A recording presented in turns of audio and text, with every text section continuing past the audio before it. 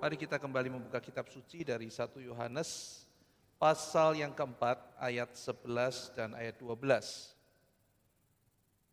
1 Yohanes pasal 4 ayat 11 dan ayat 12. Kita membaca bersama-sama 2, 3. Saudara-saudaraku yang kekasih, jikalau Allah sedemikian mengasihi kita, maka haruslah kita juga saling mengasihi. Tidak ada seorang pun yang pernah melihat Allah.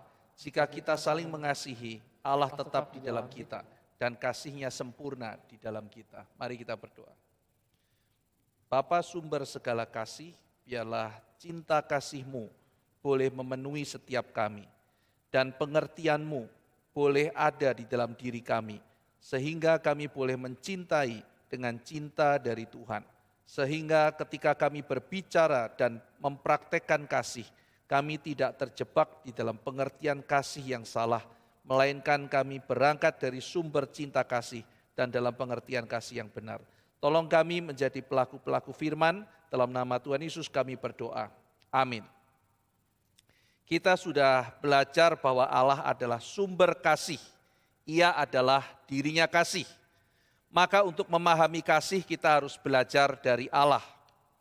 Ketika orang mengatakan, aku mencintaimu, ternyata kita harus memahami dulu apa pengertian orang itu tentang cinta, tentang kasih. Karena setiap orang yang mengatakan aku mencintai, aku mengasihi, ternyata di dalam setiap orang mempunyai pengertian yang berbeda-beda. Ada orang yang mengatakan aku mencintaimu, artinya aku ingin memilikimu, kamu harus menjadi punyaku, itu artinya cinta. Dan dimiliki untuk apa? Aku mencintaimu, berarti itu adalah sebuah kepuasan bagiku jikalau aku bisa mempunyai kamu atau apapun yang dicintai itu. Dan kalau aku mencintaimu, aku akan lebih bahagia.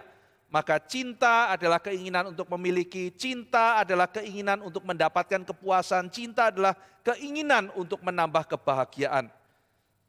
Cinta juga kadang dikaitkan dengan selera individu. Oh, aku cinta itu, aku suka itu. Artinya yaitu seleraku. Itu seleraku sebagai individu. Cinta menunjukkan siapa saya. Saya cinta bersepeda. Oh, berarti itu selera saya. Saya cinta mobil tua, gitu. Ya itu preferensi saya, itu hobi saya. Menunjukkan selera, menunjukkan ekspresi individu. Jadi ketika mengatakan, saya mencintaimu, tunggu dulu apa yang kamu maksud dengan cinta.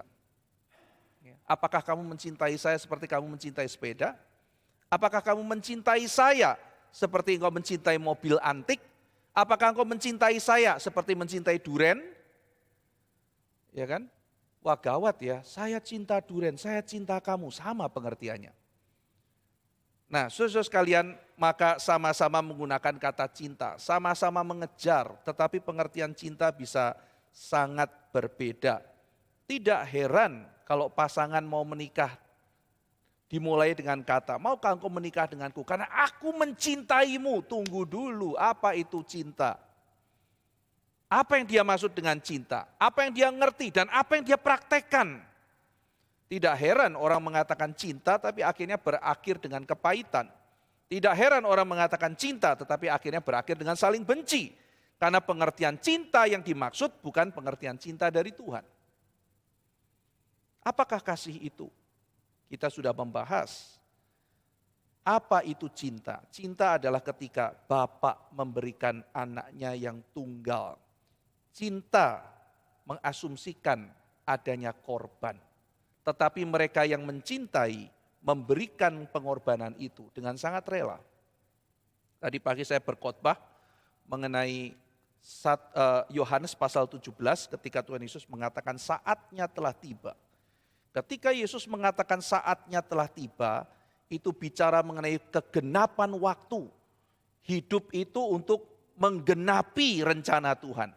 Dan ketika rencana Tuhan digenapkan, motivasinya apa? Untuk kemuliaan Allah dan untuk menyatakan cinta kasih. Bagaimana Yesus menyatakan cinta kasih? Dia menyatakan cinta kasih ketika naik di atas kayu salib. Dan Tuhan Yesus melakukannya dengan sukacita.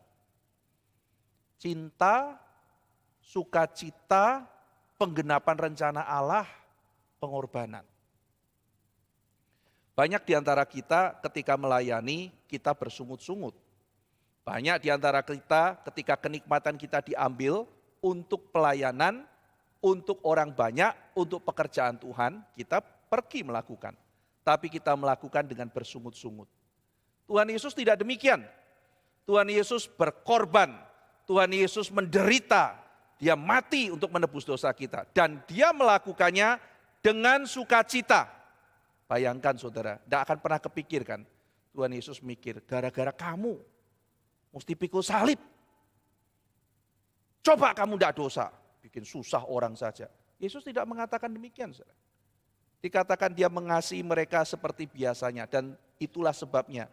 Maka dia akan mengasihi mereka sampai pada kesudahannya. Dan dengan rela hati, dengan penuh sukacita, ia memberikan nyawanya sebagai tebusan. Itulah cinta. Cinta itu ada pengorbanan, tetapi kita bersukacita. Kalau orang berkorban tapi tidak pernah rasa senang, itu dia belum mengerti apa itu cinta. Waktu pacaran kan gitu kan, disuruh nganterin kemana-mana rela.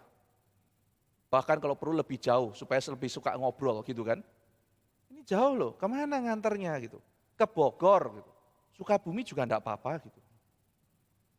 Enggak Sukabumi sekalian, lu ngapain ke Sukabumi gitu. Ya biar lebih enak ngobrolnya gitu. Jadi pengorbanan itu sesuatu yang pada waktu didasari dengan cinta menjadi sesuatu yang indah. Kita rela kok berkorban. Ibu mana sih yang tidak rela berkorban demi anaknya? Ya. Mama katanya mau beli berlian. Anaknya bilang begitu. Enggak nak, yang penting kamu bayar uang sekolah dulu. Kan ibu-ibu kan begitu kan. Enggak ada ibu yang mengatakan, kenapa sih kamu harus sekolah? Mama kan mau beli berlian. Sudahlah enggak usah sekolah, belajar sendiri. Ya. Kesel mama lihat kamu sekolah. Gara-gara kamu sekolah mama enggak jadi beli berlian. Itu ibu jarang yang ada pikiran seperti itu. Ibu tuh rela, bahkan kalau perlu ketika ibunya sakit, anaknya juga sakit, dan dana terbatas, anaknya dulu yang dibawa ke rumah sakit berobat dulu. Dan para ibu itu melakukannya dengan rela. Kenapa? Cinta. Itulah cinta. Ibu nggak ada yang mengeluh, anaknya sakit ditunggui. Ya, ditunggui, bergadang kalau perlu, nggak tidur malam itu. Untuk apa? Untuk anak. Dan dia tidak akan maki-maki gitu ya. Dasar sakit, mama jadi susah tidur, kurang tidur gara-gara kamu. Kenapa sih kamu sakit? Bikin susah orang tua. Tidak ada orang tua begitu. Cepat sembuh ya nak. Saya pernah suatu ketika mendampingi orang yang sedang sakit. Doa ibu itu begini. Pak Ivan, doakan ya. Supaya kalau bisa saya yang sakit dia sembuh. Ya kan? Lalu kemudian dia berdoa, Tuhan tolong, saya dengar dia lirih berdoa. Pindahkan sakitnya. Atau bagi-bagi supaya dia tidak terlalu sakit. Itu seorang ibu. Mana ada sih saudara kita doa minta sakit. Tapi ibu itu melihat anaknya menderita, dia tidak tahan. Dia ingin kalau bisa dia yang menderita. Itu namanya cinta kasih.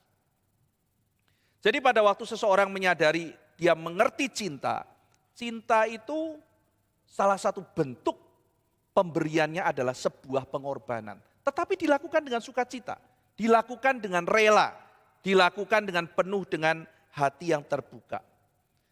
Karena kasih Bapak memberikan anaknya sebagai pemberian terbaik bagi manusia. Kasih yang membuat anak meninggalkan perfect harmoni masuk ke dalam dunia. Meninggalkan segala kenyamanan relasi intratrinitarian masuk ke dalam dunia yang kejam. Penuh penolakan, kejahatan dan pemberontakan.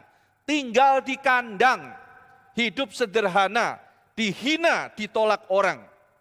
Bukan itu saja saudara-saudara sekalian. Yesus datang untuk mati bagi mereka yang menolak dia. Itulah cinta kasih, itulah cinta kasih. Turun ke dalam dunia, dihina, tinggal di kandang. Hidup susah untuk menyatakan cinta kasih Allah. Saudara-saudara sekalian, kita bisa memahami apa itu cinta melalui memahami doktrin penebusan. Ketika kita mempelajari doktrin penebusan, kita baru mengerti apa itu cinta. Tuhan Yesus mati buat saya. Tuhan Yesus inkarnasi dalam dunia menebus saya. Dan itulah cinta. Oh, memahami cinta harus mengerti penebusan. Sehingga doktrin tidak anti cinta. Sering muncul karikatur kan, doktrin itu menghancurkan, doktrin itu memecah, jadi tidak perlu doktrin. Yang perlu adalah cinta kasih.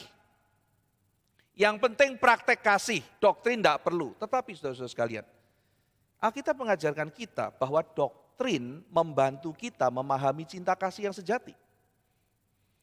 Kalau kita mau berelasi baik dengan teman, kalau mau pacaran, kalau mau menikah, kita harus melalui kasih. Kita harus memahami kasih melalui penebusan Tuhan Yesus. Melalui penebusan Kristus, kita digantikan, diampuni, diperdamaikan, mendapat damai, mendapat hidup yang baru. Karena manusia itu jahat, kejam, memberontak, tidak mau Tuhan. Dan untuk manusia yang seperti itulah Tuhan turun ke dalam dunia, menanggung dosa di atas kayu salib. Mengapa Tuhan melakukan? Karena itulah kasih. Bukan manusia yang mengasihi Allah, kata kitab suci. Tapi karena Allah terlebih dahulu mengasihi manusia. Maka orang-orang Kristen menyadari untuk pemulihan relasi, cinta sejati, itu harus melalui salib. Orang untuk belajar mencintai harus memahami salib. Mau masuk dalam relasi pacaran yang benar, mau belajar mencintai, mengerti apa itu salib. Mau berteman dengan benar, ngerti apa itu salib.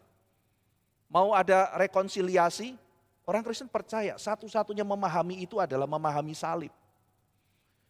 Maka cinta kasih tidak bisa dilepaskan dari doktrin penebusan.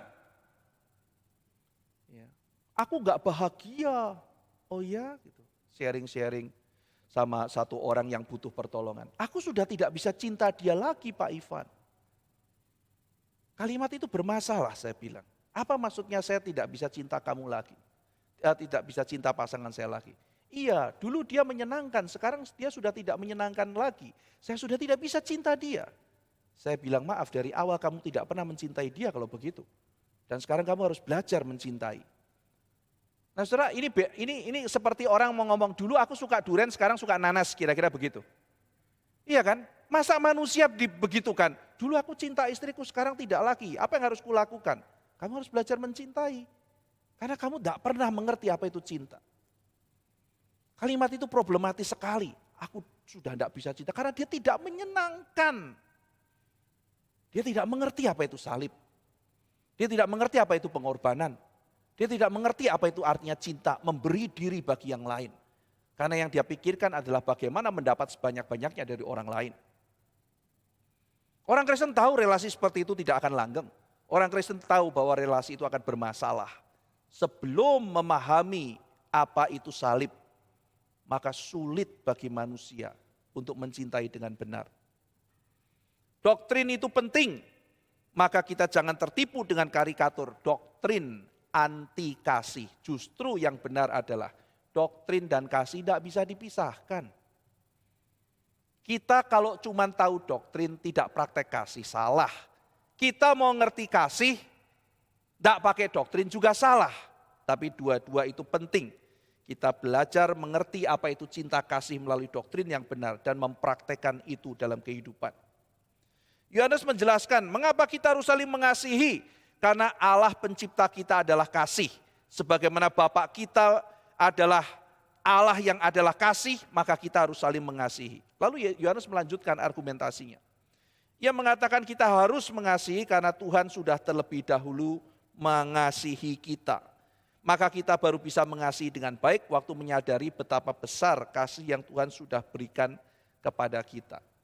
Jadi karena Tuhan sudah terlebih dahulu mengasihi kita. Tadi di ayat ke-11 dikatakan bahwa mengasihi itu bukan anjuran. Kita lihat sekali lagi ya. Saudara-saudaraku yang kekasih, jikalau Allah sedemikian mengasihi kita, maka haruslah kita juga saling mengasihi. Maka mengasihi itu keharusan. Kita harus saling mengasihi. Jadi saudara sekalian, itu bukan opsional. Saya dianjurkan untuk mengasihi. Tidak. Tuhan memerintahkan kita. Satu-satunya jalan hidup bagi orang Kristen adalah jalan kasih, tidak ada yang lain. Kita harus wajib, kita harus mengasihi. Saudara, maka ini konsekuensinya berat ketika kita tidak menjalankannya. Ini bukan anjuran, ini bukan optional, ini bukan himbauan, ini perintah. Kamu sudah diselamatkan, kamu anak Tuhan, Tuhanmu adalah dirinya kasih. Kamu harus, kalau kamu anak Tuhan, ditebus oleh Kristus, anak Allah, harus mengasihi. Perintah, saudara. Berat, tetapi pasti bisa kalau kita bersandar kepada Tuhan. Orang Kristen harus hidup saling mengasihi. Itu adalah satu-satunya jalan hidup yang harus ditempuh. Kalau pendekar katanya jalannya jalan pedang.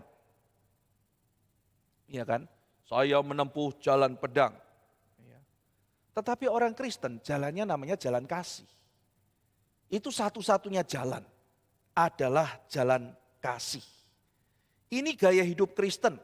Ini kehendak Allah bagi kita. Saudara-saudara sekalian, seorang penafsir Alkitab ya, itu mengimajinasikan percakapan di ruang atas. Ketika Yesus memberikan perintah baru untuk saling mengasihi. Mungkin kata penafsir itu, Yohanes melihat Petrus dan mikir, aduh, Tuhan suruh aku mengasihi si mulut besar ini, si banyak omong ini, si Petrus, si sok jagoan. Si Petrus melihat si Thomas. Tuhan suruh aku mencintai si tukang ragu-ragu ini, orang gak jelas yang skeptis ini, si tukang curiga ini dicintai. Lalu Thomas melihat Matius, aduh, si pemungut cukai ini disuruh mencintai, ya si maling ini, pengkhianat rakyat ini, saya disuruh mencintai dia. Lalu kemudian si Matius melihat kepada Simon orang Zelot, saya disuruh mencintai dia. Orang yang pemberontak ini, yang suka mau tikam saya, disuruh mencintai. Saudara, setiap orang punya kesulitan masing-masing untuk mencintai. Ketika misalnya Tuhan memerintahkan kita untuk mengasihi musuh kita, kita mungkin bisa mengatakan, tapi kan Anda tidak kenal siapa dia, betapa jahatnya dia sama saya. Anda tidak tahu berapa besar kejahatannya dia. Bagaimana mungkin dikatakan saya harus mencintai dia? Saudara-saudara sekalian, perintah mencintai bukan optional. Perintah mencintai itu keharusan. Harus. Maka saudara-saudara sekalian, ada konsekuensi yang besar bagi mereka yang dipanggil oleh Tuhan, tetapi tidak hidup di dalam jalan kasih. Kita lihat saudara, tadi kita lihat keharusan kasih, sekarang kita masuk kepada fondasi kasih. Kalau dikatakan kita harus saling mengasihi, maka apa yang menjadi fondasinya? Apa yang menjadi bangunan yang paling dasar? Bagaimana kita bisa punya kekuatan untuk mencintai? Fondasinya apa? Dikatakan di sini fondasinya adalah kita saling mengasihi karena kesadaran bahwa Allah terlebih dahulu mengasihi kita. Saudara-saudaraku yang kekasih, jikalau Allah sedemikian mengasihi kita, Allah mencintai saya dulu. Kalau Allah sedemikian mengasihi kita, maka haruslah kita juga saling mengasihi. Kita harus saling mengasihi karena Allah mengasihi kita. Allah yang sudah mencintai kita demikian besar. Beberapa waktu yang lalu saya sudah sampaikan ada dua hal yang penting dalam kerohanian kita. Yang pertama, kerohanian kita baru bertumbuh kalau kita menyadari berapa kondisi kita yang sebenarnya di depan Tuhan. Ini kondisi yang pertama. Jadi kalau kita sudah mengerti siapa saya di hadapan Tuhan, maka pada waktu itu kerohanian kita akan maju. Saudara-saudara sekalian, dan hal yang kedua yang sama pentingnya dengan itu adalah pada waktu kita menyadari berapa besar cinta kasih Tuhan bagi hidup kita, maka pada saat itu kita akan boleh belajar saling mengasihi. Saudara, kalau kita menyadari siapa kita di hadapan Tuhan, maka kita akan belajar rendah hati. Rendah hati bukan seni menghina diri. Rendah hati bukan memaki-maki diri. Rendah hati bukan minder. Rendah hati bukan mengatakan saya tidak bisa. Rendah hati adalah sadar siapa saya di hadapan Tuhan. Itu rendah hati. Ya. Saudara lihat Tuhan, waduh celaka, saya ini pendosa. Itu di situ baru muncul rendah hati. Kerendahan hati muncul pada saat saya menyadari siapa Tuhan, siapa saya. Jadi kita tidak perlu menghina diri, saudara. Kalau saudara bisa, katakan bisa memang. Kalau memang saudara mampu, katakan mampu. Tidak perlu saudara menghina diri. Wah, kamu mah hebat, saya ini pecundang. Itu bukan kerendahan hati yang sejati. Kerendahan hati muncul pada waktu kita sadar siapa kita di hadapan Tuhan. Nah saudara, ketika saya menyadari saya itu adalah seorang pendosa, kita itu tidak akan gampang tersinggung. Kasih itu sabar, bukan? Kasih itu sabar. Dia nggak gampang tersinggung. Kenapa? Karena memang dia tahu siapa dirinya. Orang yang dipenuhi pride akan gampang tersinggung. Dikatain sama orang, dasar kamu, gitu aja nggak bisa. Padahal memang nggak bisa, saudara. Marah, padahal dia nggak bisa gitu. Kamu ya menghina saya. Loh, saya menghina apa? Kamu menghina saya nggak bisa. Loh, kamu bisa nggak? Enggak.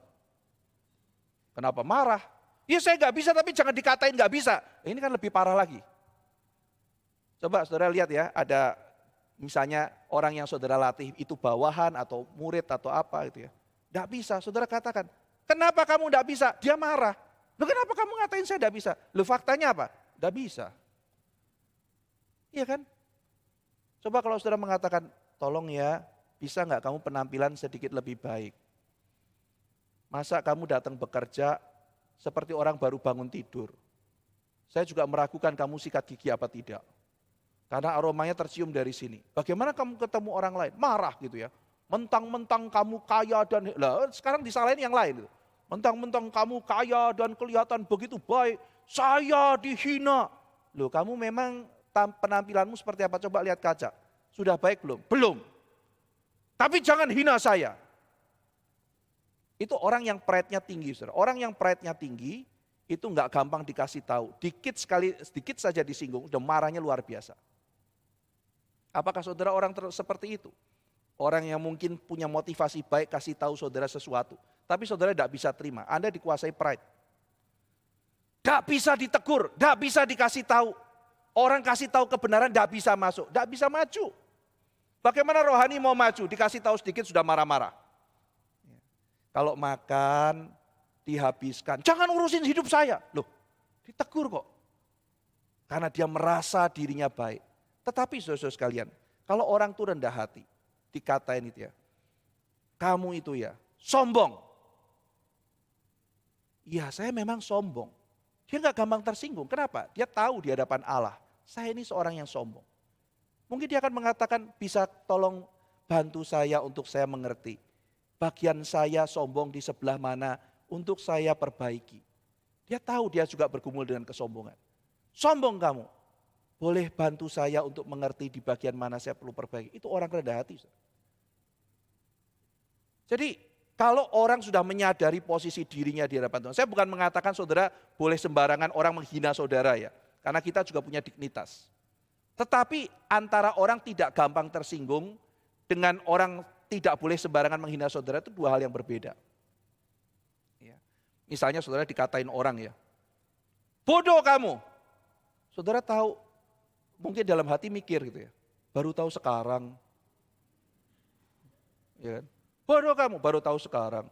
Saya dari dulu bodoh, makanya saya sekolah sampai S3. Iya kan? Berarti ngaku dirinya bodoh kan, belajar terus gitu kan. Baru tahu saya bodoh. Tapi bukan berarti saudara juga boleh dihina. Saudara bisa ngasih tahu gitu. Ya meskipun saya bodoh, tidak boleh hina orang sembarangan. Itu sudah merendahkan orang lain, ya kan. Kasih tahu aja bodohnya sebelah mana supaya diperbaiki. Tidak usah katain orang bodoh. Kita boleh kok saudara menegur orang, menghardik orang. Supaya tidak sembarangan menghina kita. Ya, kita punya dignitas. Dan kita boleh mempertahankan dignitas kita. Tidak sembarangan orang menghina kita. Tapi tidak gampang tersinggung itu dua hal yang berbeda. Kita boleh menegur, kita boleh marah, kita boleh mengingatkan orang lain untuk tidak sembarangan menghina dignitas orang lain. Tetapi kita juga menjadi orang yang tidak gampang tersinggung. Karena kita sadar siapa kita. Nah kita bertumbuh saudara, kita bertumbuh. Kita bertumbuh. Nah orang yang tidak dikuasai pride ketika mendidik orang lain juga gampang. Ya. Ditegur sedikit ngerasa ini. Orang lagi berespon dikit dirasa sedang menghina dia. Ya. Terlalu sensitif. Ini mau kemana pun juga susah kan. Orang kalau pride sensitif ya kan. Temenan juga susah. Ya, dikasih tahu ini ada nasi di sini misalnya. Ini. Oh kamu menegur saya ya, kamu gak suka saya, kamu bilang saya jelek ya. Padahal cuma dibeginiin aja. Mutung 1 bulan gak ngomong. Gak enak ya temenan orang sama kayak begitu. Iya kan? Terus misalnya bilang, aku ada sesuatu yang mau diomongin. Apa gitu? Bener gak kamu pernah ngomong saya gini. Iya bener. Kenapa kamu gak ngomong? Ini sudah 3 bulan. Oh aku takut. Kamu sih jadi teman. Katanya kita bersahabat, tapi kamu gak pernah kasih tahu aku. Lah kalau dikasih tahu jadinya kayak begini. Susah kan? Jadi gak dikasih tahu juga ngamuk, ya kan? Gak dikasih tahu juga marah. Saudara terus kemudian dengan begitu mengatakan, saya gak punya teman, gak ada orang mengasihi saya. Sensitif lagi. Terus dikasih tahu, kamu gak ada teman, bukan karena orang gak mau temenan sama kamu. Tapi kamu tuh selalu nembakin semua orang. Orang takut sama kamu. Tuh kan, pembina aja kayak begini. Susah kan saya? Jadi kayak begini. Apa di belakangnya? Pride. Susah kan? Tinggal dihilangkan, oh, ada masukan apa? Simple kan? Tapi itu sulit sekali. Butuh kerendahan hati dari Tuhan. Minta saudara-saudara kasih. Kesadaran siapa diri. Saudara akan maju. Saudara akan maju, rohanimu bertumbuh, ya kan? Simple. Saya ada kekurangan, iya. Saya memang orang yang perlu bertumbuh dalam Tuhan. Kasih tahu saya kekurangan saya apa, saya akan bertumbuh. Simple, berteman baik. Ya, nanti berelasi bagi yang muda-mudi pacaran juga bisa baik. Ya, pacarnya ngingetin, oh iya oke, saya simpan dalam hati, saya pertimbangkan, saya tanya orang lain, saya konsultasi. Kalau memang saya salah, saya ubah. Ya, nah, ini adalah orang yang sadar di hadapan Tuhan siapa saya. Nah, yang kedua yang saya sudah khotbahkan beberapa waktu yang lalu adalah kesadaran bahwa Allah mengasihi saya. Nah, jadi yang pertama menyadari berapa posisi saya di hadapan Tuhan yang sebenarnya, dan yang kedua menyadari bahwa Allah itu begitu berkorban bagi saya. Dua hal ini kita pegang dalam kehidupan kita, maka rohani kita akan maju. Kalau enggak, kering kerontang saudara. Enggak sadar siapa diri kita, enggak menyadari dan tidak bisa merasakan cinta kasih Tuhan, orang itu kasihan sekali. Saudara, kenapa penting kita menyadari kasih dan pengorbanan Tuhan? Karena tanpa kesadaran dan pengalaman besarnya kasih Tuhan, kita tidak punya dorongan untuk mengasihi yang lain. Barang siapa menyadari hutang begitu besar pada Tuhan, dan merasakan cinta kasih Tuhan begitu besar, maka dia mempunyai dorongan untuk mencintai yang lain.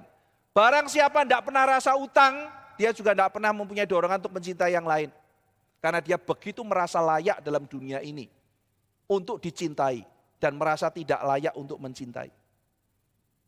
Saudara-saudara sekalian, ini adalah sesuatu yang sangat sulit. Kadang-kadang kita sulit merasakan cinta kasih Allah karena dosa membuat kita merasa cukup baik, kita merasa cukup layak. Apa itu Injil? Injil itu kan kesadaran, berita yang menyadarkan kita bahwa kita tidak cukup. Jadi salib itu sebetulnya lawan daripada segala kepongahan kita. Salib itu adalah tantangan terhadap arogansi kita, saudara. Saya cukup baik, saya cukup ini, ditantang sama salib. Enggak, kamu enggak cukup. Kamu perlu salib, baru selesai.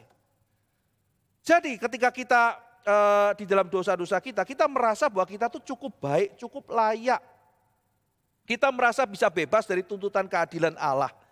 Bahkan mungkin kita secara tidak sadar ya, iya Tuhan Yesus mati buat aku, tapi sebenarnya aku tuh sebenarnya sudah cukup baik kok. Tinggal diampuni sedikit sudah selesai. Ya.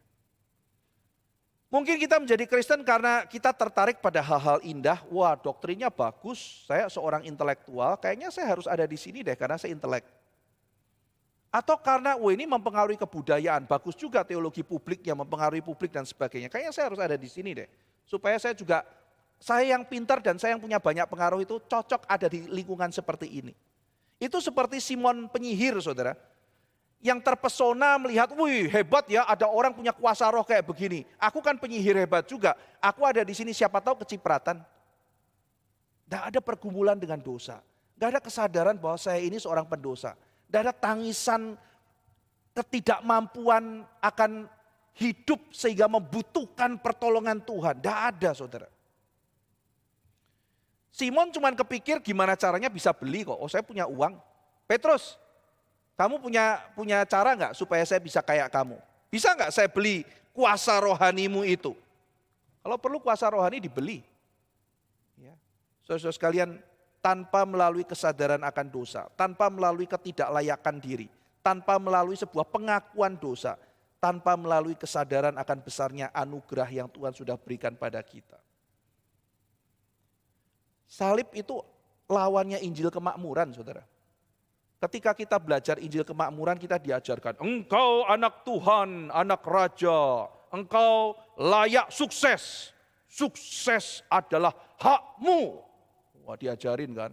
Sukses apa? Sukses hak saya. Katakan, success is my right. Pengaruhi dulu pikiranmu ya. Nanti magnet, duit magnet ya. Saya sukses, saya hebat ya. Supaya kesuksesan mengalir pada saya. Itu bukan ajaran Alkitab, saudara. Itu ajaran daripada orang yang percaya kekuatan pikiran dan sebagainya. Orang-orang teori energi dan sebagainya. Itu bukan Alkitab. Lah kok orang Kristen ikut-ikutan gitu. Apakah saya layak untuk sukses? Baca kitab suci, saudara. Di kitab mana? Yosua bilang begitu? Apakah ada di kitab Samuel? Sukses adalah hakmu gitu. Tidak ada, saudara. Tanya sama Paulus, Paulus saya berhak apa? Kamu ya berhak dihukum. Iya kan? Upah dosa adalah maut. Itu yang Alkitab nyatakan. Lah kok sekarang saya nggak dihukum? Anugerah. Jadi kalau orang Kristen ngomong bukan sukses hakku, sukses anugerah gitu. Sukses itu semata-mata anugerah. Saya tidak layak untuk terima. Jadi Injil kemakmuran mengatakan kamu tuh hebat, kamu tuh layak sukses. Kemakmuran tuh hakmu, kesehatan adalah hakmu. You say it, you name it, you claim it. Katanya begitu. Klaim. Kita mengajarkan apa klaim gitu. Kita bisa diselamatkan semata-mata adalah anugerah. Injil sejati menyatakan sebaliknya. Semua yang baik yang kita terima hanya karena cinta kasih kemurahan Tuhan. Kita terima bukan dengan berhak, tapi dengan penuh rasa syukur. Itu hak saya karena saya sudah bekerja begini. Enggak, thank you sudah Tuhan berikan kepada saya. Saya enggak layak kok, enggak bisa dikasih kok. Itu namanya anugerah, itu bukan klaim, itu bukan hak. Itu adalah sebuah pemberian murah hati dari Tuhan. Kita harusnya dihukum, menerima konsekuensi dari keadilan Tuhan. Tapi bukan hukuman yang kita terima, melainkan pengampunan dan berkat berkelimpahan. Inilah kita ini manusia. Kita ingin berubah dan bertumbuh dari cengkraman diri. Dan Tuhan mengasihi kita. Manusia seperti itu. Manusia yang penuh dengan kelemahan. Tapi Tuhan mengasihi kita. Melalui kasih pengorbanannya ia mengubah kita. Sehingga kita tidak lagi hidup bagi diri kita sendiri. Saudara, kalau kita menyadari siapa diri saya sebenarnya. Kita tidak akan pernah gampang untuk tersinggung. Seperti saya tadi katakan. Kenapa? Karena saya bisa menyadari, saya bisa menerima diri saya. Itu semata-mata adalah karena anugerah. Saya menyadari kondisi kemanusiaan saya yang sebenarnya di hadapan Tuhan. Dan makin saya melihat diri saya, makin saya bisa menyadari betapa besarnya cinta Tuhan itu. Kalau saya yang sudah sedemikian tidak layak ini masih dicintai oleh Tuhan. Kalau hutangku terhadap Tuhan, dosaku begitu besar saja, Tuhan bisa mengampuni. Maka apa sulitnya untuk mengampuni yang lain? Apa sulitnya untuk mengampuni yang lain? Saudara-saudara sekalian, Charles Spurgeon mengatakan, saya tidak sanggup melihat diri saya sendiri. Suatu ketika saya masuk ke dalam sebuah ruangan, dalam sebuah khotbahnya dia berkata, aku melihat tubuh terbujur kaku. Seorang terbunuh bersimbah darah, kejam. Siapa tega melakukannya? Orang ini tampaknya baik, orang ini tampaknya tidak bersalah. Tetapi dia mati terbunuh. aku mendekati dan aku melihat. Ternyata itu adalah Tuhanku. Terbujur, kaku, dan akulah pembunuhnya. Aku yang mematikannya, dalam syair itu dikatakan. Aku yang menyebabkan dia mati, dosa-dosaku.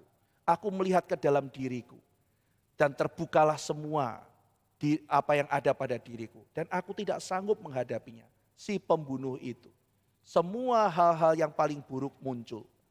Aku tidak sanggup melihat diriku, tetapi juru selamatku menggandeng tanganku. Baru setelah dia menggandeng tanganku, aku berani melihat siapa diriku. Saudara sekalian, kita berani melihat diri kita karena kita mendapat pengampunan dari Tuhan. Dan barang siapa yang memahami hal itu, melihat betapa besarnya cinta kasih Allah, dia akan belajar mengasihi yang lain. Saudara sekalian, mari kita mengingat cinta kasih Tuhan yang besar, sehingga kita bisa mengasihi yang lain. Saya sudah dicintai, sekarang saya mencintai. Karena cinta Tuhan besar, saya bisa mencintai yang lain. Kecuali waktu itu khotbah mengenai Petrus yang tanya, berapa kali saya harus mencintai? Yesus menceritakan perumpamaan itu. Kamu tuh hutang besar. Kamu hutang besar. Ada orang hutang kecil sama kamu cekek.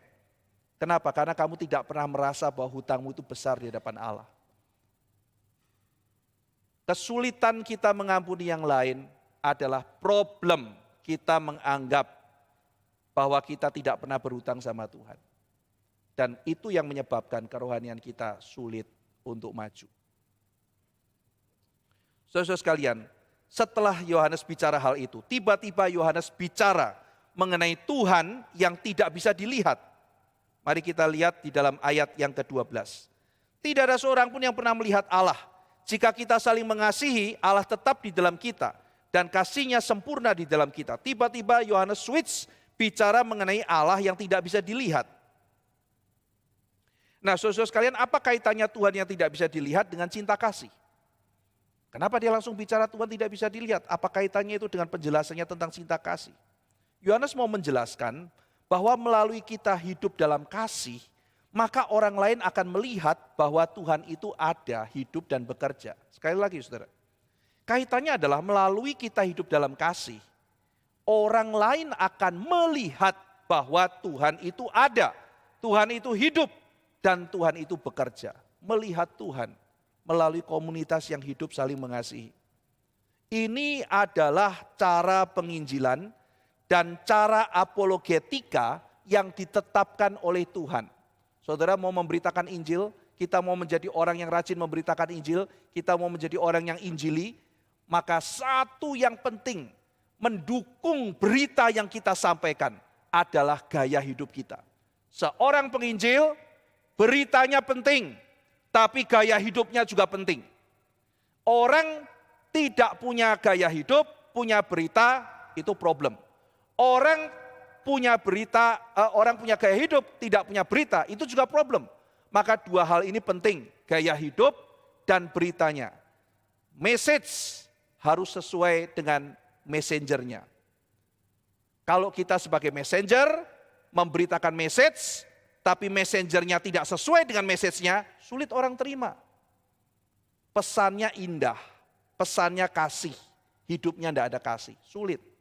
Orangnya hidup dalam kasih, tapi tidak pernah punya berita kasih, itu juga salah.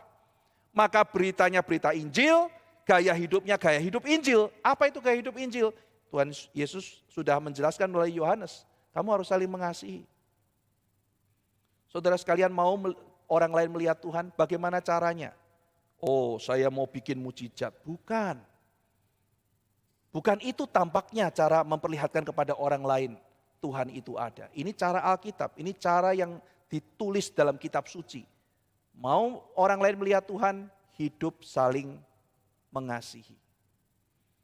Jangan mimpi mau memberitakan Injil kalau cakar-cakaran. Jangan mimpi mau untuk menjadi saksi kalau kita tidak belajar hidup saling mengasihi.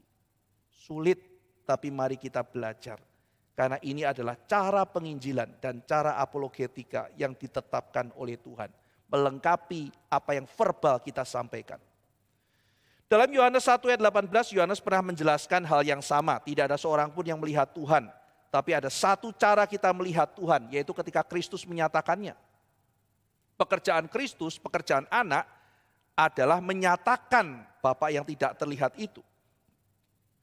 Demikian pekerjaan anak. Lalu bagaimana dengan kita yang telah mendapat karya dari sang anak? Telah mendapat anugerah penebusan dari sang anak. Kita juga bisa menyaksikan Allah yang tidak kelihatan itu. Sebagaimana Kristus menyatakan Allah, kita juga menyatakan Allah. Caranya hidup saling mengasihi. Anak menyaksikan Bapa.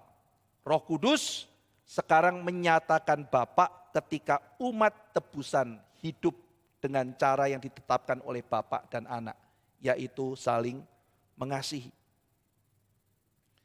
Saudara sekalian, tertulian Bapak Gereja pernah bersaksi bagaimana dia menjadi orang Kristen.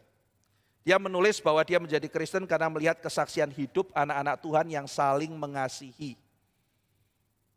Jadi itu yang menarik perhatian dia. Orang Kristen kok hidup saling mengasihi. Suatu ketika, saudara, di tahun 97 saya sedang dekor untuk Natal. Dan jadi di sekolah saya mengajar itu kita hanya boleh mendekor kira-kira 1 hari sebelumnya. Jadi kalau besok hari Natal, KKR Natal itu pagi, sekolah selesai, kira-kira jam 3 anak-anak pulang, ya, lalu kemudian kita baru dapat kesempatan untuk mendekor. Saat itu kami dapat kemudahan, kira-kira jam 1 sudah diizinkan untuk mendekor, tetapi karena waktu yang sangat mepet dan orang yang tidak terlalu banyak, maka saya harus menginap di sekolah untuk menyelesaikan dekor, karena pagi-pagi sudah ada KKR ya, KKR Natal dan sebagainya. Nah, saya menginap bersama dengan beberapa anak-anak ya, anak-anak cowok yang membantu saya. Mereka nginap di sekolah lalu untuk membantu dekor karena sampai malam kita cuma tidur beberapa jam kita dekor lagi. Nah, saat itu saya tanya sama seorang anak yang akhirnya jadi percaya kepada Tuhan, jadi orang Kristen. Saya tanya, kamu dulu pertama jadi orang Kristen itu ceritanya bagaimana? Dia bilang, saya tuh sering lihat orang-orang Kristen kalau persiapan Natal, saya banding-bandingkan. Kok orang Kristen kompak ya? Kok mereka kayaknya tuh saling support satu dengan yang lain. Mau retret juga begitu. Masa ada orang retret, ada temennya yang gak punya uang. Mereka tuh bisa patungan. Mereka bisa patungan sehingga temennya bisa berangkat retret. Saya lihat kok bagus ya. Kepengin saya lihat, jadi kepengin. Terus akhirnya saya datang, dengar. Akhirnya saya dengar Injil, saya percaya Tuhan Yesus. Dari gaya hidup saudara, dari cara hidup, tertarik, lalu kemudian cari tahu, lalu kemudian mendengarkan firman Tuhan dan bertobat. Saudara-saudara sekalian, kesaksian hidup saling mengasihi sangat penting. Maka seorang penafsir mengatakan, kita tuh membedakan amatir sama profesional. Ya, amatir itu orang yang seringkali amatir kesan saudara apa muncul? Kata amatir. Sembarangan gitu ya. Profesional itu yang hebat gitu. Amatir itu kan bahasa Prancis ya. Literally itu adalah lover. Amatir itu orang yang melakukan karena cinta, saudara. Itu amatir. Ya. Beda dengan profesional. Profesional itu kan karena bayaran dan sebagainya. Sebetulnya kata profes itu juga bukan bayaran loh. Profes itu sumpah. Profesi itu orang yang menduduki itu karena disumpah. Dulu ada 3. Hamba Tuhan, hakim, sama dokter. Ini 3 profesi di zaman dulu yang untuk saudara-saudara menduduki itu harus disumpah. Jadi itu sangat serius. Profes itu disumpah atau mengaku. Profesi, orang yang bersaksi yang mengaku. Ya, tapi sekarang kan konotasinya dibayar mesti bagus. Amatir tuh ya bisa sembarangan karena tidak hebat gitu. Tapi sebetulnya kalau kita, ya itu kan penggolongan berdasarkan ini ya, mau maknanya kemana. Tapi kalau kita kembali ke asal katanya kan indah sebetulnya ya. Saya itu amatir loh, saya melakukan karena cinta gitu. Dan bukankah orang melakukan segala sesuatu juga harus karena cinta. Indah ya sebetulnya kata amatir itu, kalau dilepaskan dari konteks dikotomi antara amatir dan profesional. Orang yang melakukan sesuatu karena cinta. Ia bukan melakukan sesuatu itu untuk dibayar atau harus hidup dari situ, tetapi dia melakukan karena ia mencintai. Jadi dalam definisi ini kita harus menjadi seorang amatir. Dalam pengertian ini ya, dalam pengertian bahwa amatir itu orang yang melakukan karena cinta, ya kalau kita melakukan sesuatu, ya karena kita mencintainya. Gitu. Maka gaya hidup kasih ini adalah tanda bahwa tujuan Allah itu tercapai, dikatakan perfect love. Perfect love. Perfect love itu bukan cinta yang tidak ada cacat. Perfect love adalah ketika Allah mengasihi kita melalui Kristus, lalu kita sudah ditebus, lalu kemudian kita itu hidup saling mengasihi, disitulah kasih Allah disempurnakan. Wah, saudara, indah sekali ya, kita melihat cinta kasih Allah disempurnakan. Dengan cara apa? Dengan cara saudara dan saya hidup saling mengasihi. Itu bukti kehadiran Tuhan waktu kita saling mengasihi. Jadi bukti kehadiran Tuhan bukan waktu terjadi mujizat, hal-hal spektakuler, bukan itu. Ada orang yang berpikir bahwa kehadiran Tuhan adalah popularitas. Kalau kita populer itu Tuhan hadir. Kalau ada sesuatu hal yang besar terjadi itu Tuhan hadir. Enggak, saudara. Kehadiran Tuhan adalah kalau saya dan saudara berkomitmen untuk hidup saling mengasihi. Belajar rendah hati. Kasih adalah tanda dan bukti terbesar akan kehadiran Allah. Saudara-saudara sekalian, tantangan kita sangat berat ya, karena kita harus mengasihi di tengah-tengah dunia yang penuh dengan kebencian, pembunuhan dan sebagainya. Kasih Allah diproklamasikan melalui firman, kasih itu digenapi melalui salib, dan kasih itu dinyatakan dan disempurnakan melalui kesaksian kita, anak-anak Tuhan. Jadi kasih itu bukan cuma encouragement ya, tetapi kasih itu adalah alat kesaksian yang sangat powerful. Jadi cinta kasih itu kekuatan yang aktif, kekuatan yang dinamis. Ketika saya dan saudara hidup saling mengasihi, itu powerful saudara, itu kesaksian yang powerful.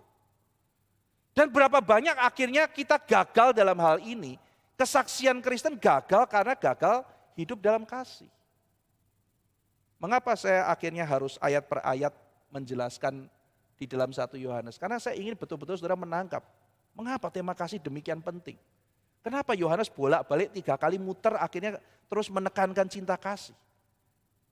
Ini adalah salah satu gaya hidup yang penting dari seorang penginjil. Tentu saja seorang penginjil harus berani berkorban. Seperti Paulus mengatakan siap berperang, tidak memikirkan untuk rugi diri sendiri. Itu seorang penginjil. Tetapi seorang penginjil adalah orang yang mau belajar hidup saling mengasihi. Biar kita terus mengingat akan hal ini.